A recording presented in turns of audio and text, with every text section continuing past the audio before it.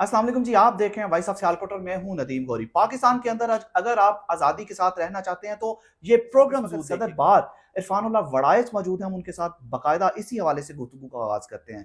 अस्सलाम वालेकुम सर। वसलाम। ये बता दें कि पाकिस्तान के अंदर क्या हम कोई बात नहीं कर सकते? क्या हमारा कानून हमें इजाज़त देता है या हमारे कानून के जो अंदर ये पहला शामिल चैप्टर है?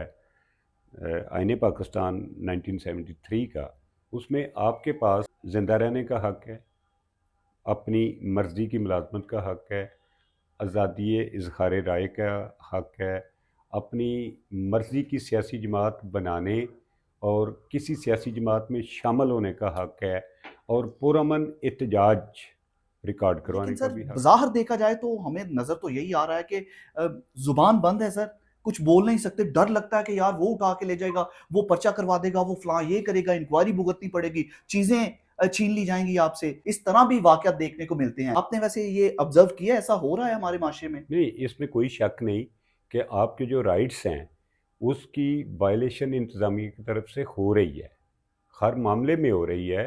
पुरअमन एहतजाज के मामले पे भी हो रही है, बाकी चादर चार दीवारी का जो आपका राइट है तकद्दस है वो भी पामाल हो रहा है वो सर। भी पामाल हो रहा है, इसमें कोई शक नहीं। लेकिन आपका आइन, आपका दस्तूर आपको ये सारे राइट्स प्रोवाइड करता है में। अच्छा सर, आपने बड़ी खूबसूरत बात की स्टार्ट, तो आपने बताया कि जीने का हक जो है ये भी आइन में है। जी, तो सर इसके खिलाफ वर्जी जब होती है, जब जीने का हक आपसे छीना जाता है, तो 302 दफा 302 के तहत आपको जो सजा बनती है वो सजाए मौत है। सजाए ठीक मौत है, है। तो बाकी जो आइन छीने जाते हैं उन पर भी क्या ऐसी ही सजा होनी चाहिए आइन के लिए? तोड़ने पे आर्टिकल 6 मौजूद है कि अगर कोई बंदा आइन की दस्तूर की वायलेशन करता है, सरीखन वायलेशन करता है, तो आर्टिकल 6 के तहत उसको ट्रायल करके सजाए मौत है उसकी सज़ा। जो ह्यूमन राइट्स की डेफिनेशन की गई है वो बड़ी खूबसूरत है।